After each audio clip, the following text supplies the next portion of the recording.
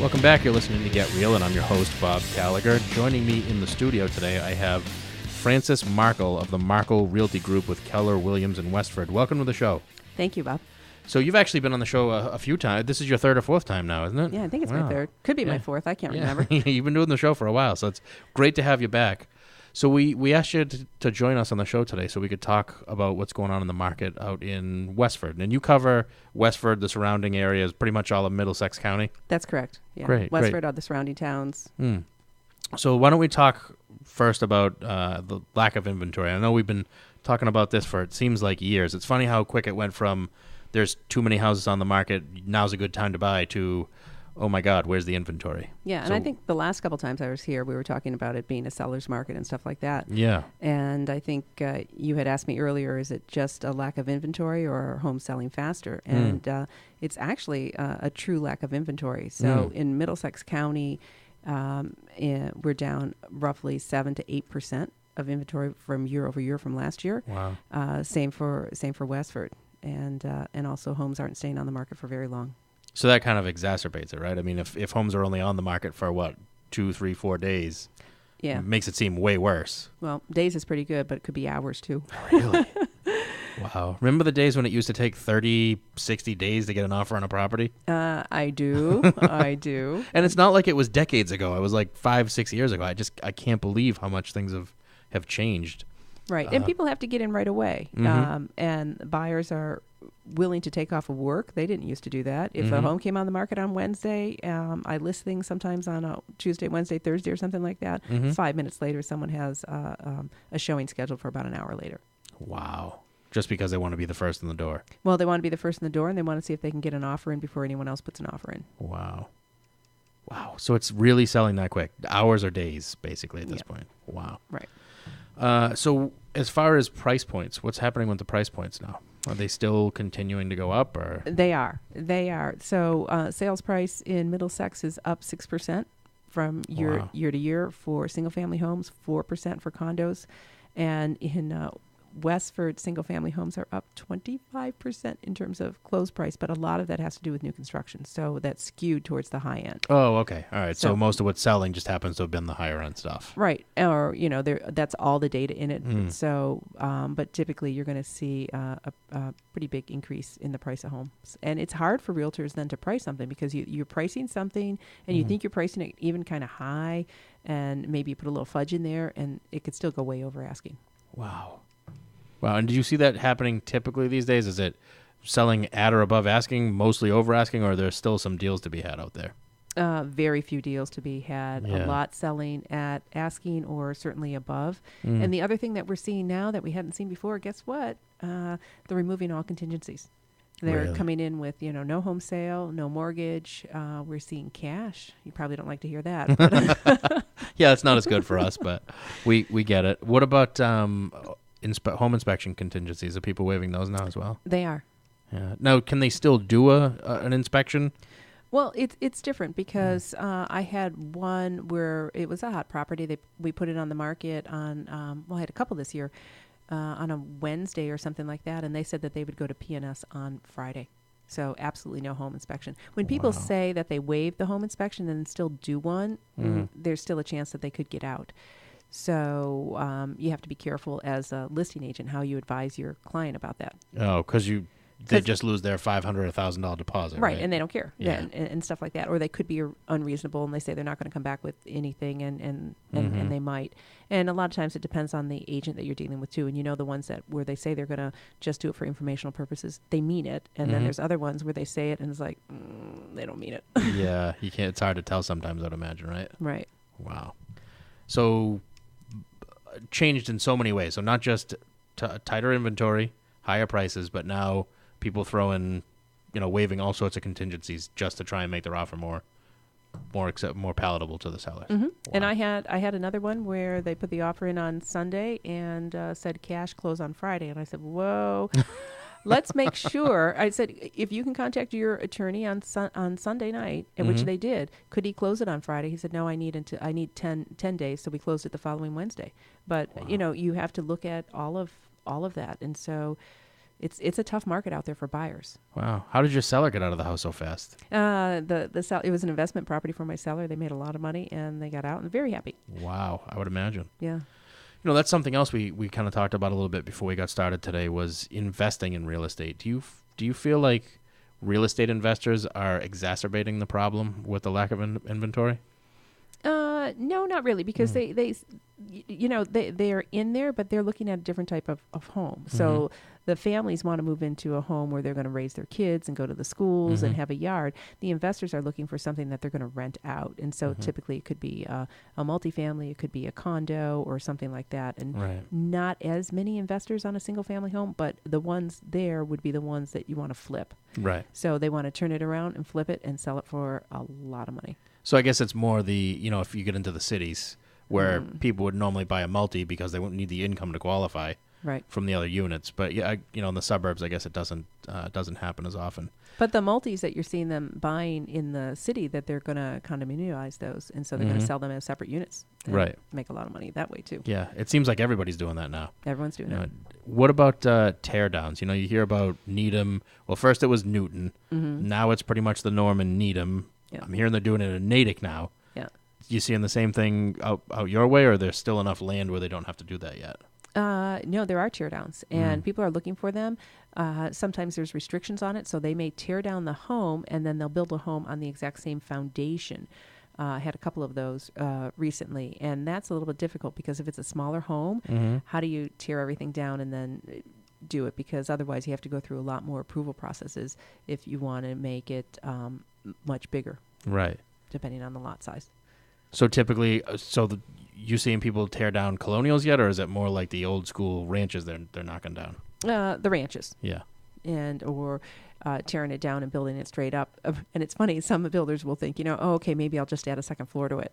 And then they find out it's much easier for them to tear it down than trying to figure out where we're going to put those steps and move everything else. Yeah. Yeah, because, even if you do add a second floor, because we've done those renovation loans a few times, and you're basically gutting the first floor anyway, so what are you really saving by trying to work within the same footprint? Right. Now, are they actually bulldozing foundations and really starting from scratch, or do they have to use the same footprint? Well, it depends. There's more paperwork involved if you have any special requirements in terms of wetlands. That's a big thing over here, and where you can put a house, and in Westford everything is on septic and different things like that. So you have those issues. If they can bulldoze it down, they'll use the foundation if they can. Just make it easier. Yeah. Well, that's interesting. So what about big subdivision? There's not massive tracts of land in Westford anymore, is there? It's not like you can have those 100-unit complexes being built, right? Well, the thing is, the town is very protective of their open space, and so they don't want to see it go to subdivisions. So town next door to us, Littleton, they have a lot of open space, a lot of farms and stuff like that. And some of that will be going over into subdivisions where they'll put up 26 homes or 30 or something like that.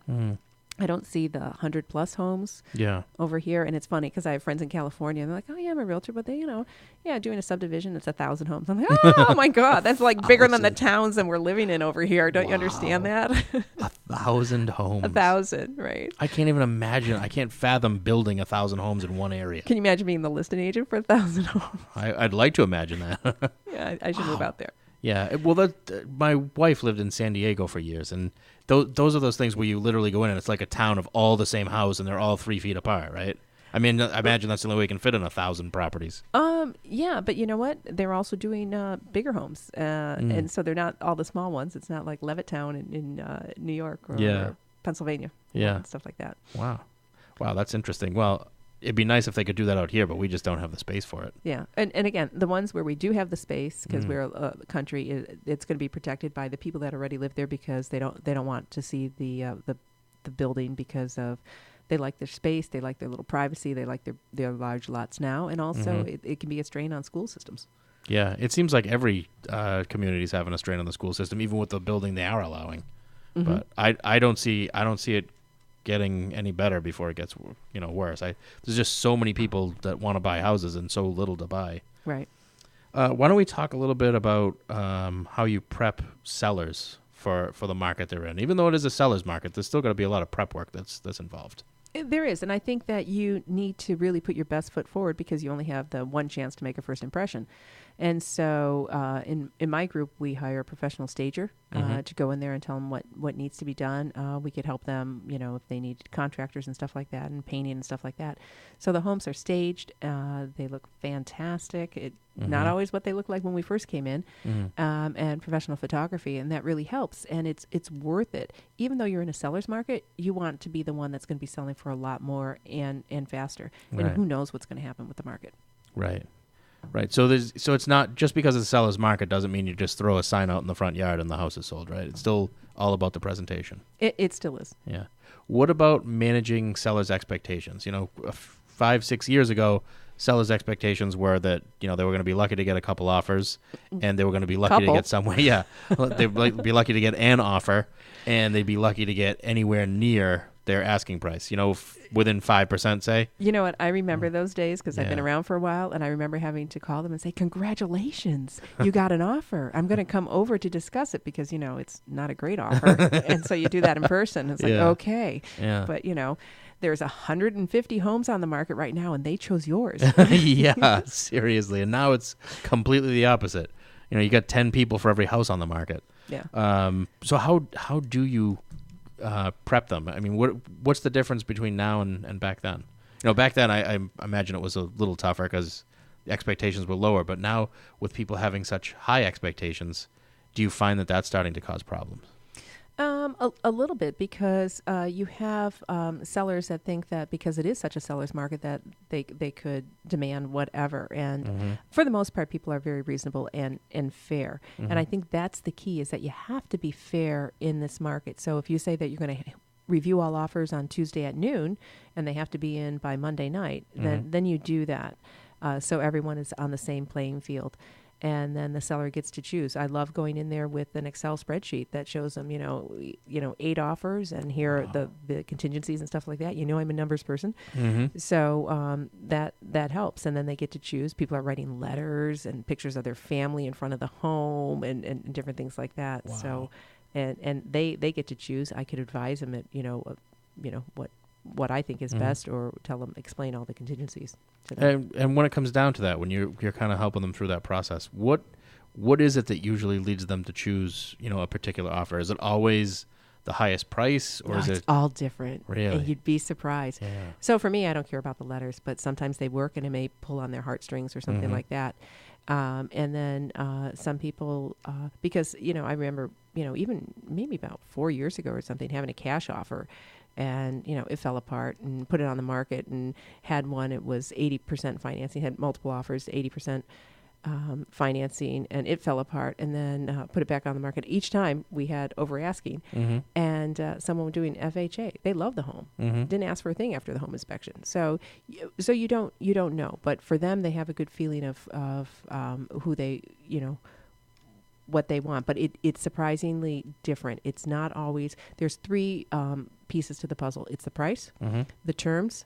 Are they going to do an inspection? Do they care about the appraisal, and how much are they putting down? And then it's the closing date. So what is the most important factor for the seller? Sometimes it is the price, and then sometimes it's the closing date. So who can be the most flexible with it? And then the other one depends then if they have no contingencies. And I can give you an example. I had someone where we had 3 offers. We had cash, we had 50% down, and we had one that was FHA, only putting 3.5% down.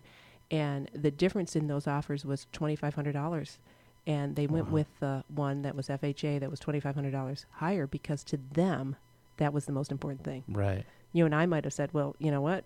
I'll take cash any day of the week. Yeah. But it was interesting. So I don't make that decision. I let them make it, and they have all the facts. And so it sounds like it doesn't even have to be that big of a difference. I mean, in that case, $2,500 got them the house. Yeah, that was on a condo, and they were using that to buy a house in Westford, and they were happy. And I was just like, biting my thing. So now I have to make sure this appraises, which I thought was high to begin with. You know how it goes. Yeah. But it really depends on the seller. Excellent. Before we get too much further, I want to make sure I give out your contact info. So we're talking with Frances Markel of the Markel Realty Group with Keller Williams in Westford. She covers all of Middlesex County, Westford, surrounding towns. Best way to get a hold of her is cell phone 978-621-9785. Again, it's 978-621-9785. Why don't we shift gears from sellers and talk a little bit about how you prep buyers, because that's a little different than it was years ago, too. Absolutely right. And their expectations, it's pretty frustrating for a lot of buyers out there. The best thing I could tell them is to get a buyer agent that's working on your behalf, because they can get you in a home right away. You don't have to call the listing agent and just wait on Sundays and Saturdays. I get a lot of calls from people that don't have agents thinking that they can get in, that they're going to get a better deal because they don't have an agent. Definitely get an agent, because it makes a difference when you write that offer and they see you're with an agent. And also, a lot of agents I know on my team are doing escalation clauses. And this is something that we didn't see a while ago, where they'll say, I'll pay $1,000 or $2,000 higher than the highest offer up until a certain point. So, and does that work? You know what? When you present it, you have to make sure that the seller is okay with that. And you talk to the listing agent and say, how does your seller feel about escalation clauses? And some agents would say they love it, or the other people, some will say they don't want to hear anything about it. They just want your highest. So it's a tough market. And what we're seeing is sometimes buyers have to lose a few, because they're not as afraid of overpaying as they used to be. You know, they're like, oh, I don't want to overpay. But now if they get it, they don't have any buyer's remorse that they paid too much. They're thanking their lucky stars, because chances are that there's another offer that was very close, right in the wings, waiting for that to fall apart. That's very interesting that you point that out, because I do remember that was the concern for a lot of people for a long time. I overpaid. Yeah. After you go out and make offers on multiple properties and keep losing, I think it changes pretty quickly, where you're much more concerned about getting a house than maybe overpaying. Right. I mean, yeah, because it's a home. Right. It's not just a house. Yeah, it's not just an investment. It's not an investment for people. Right. Excellent. Well, it's been great having you back on the show. We're just about out of time. Thank you for joining us. Thank you so much for having me. Absolutely. We'd love to have you back again soon. We're going to take a quick commercial break. We'll be back with more Get Real after this.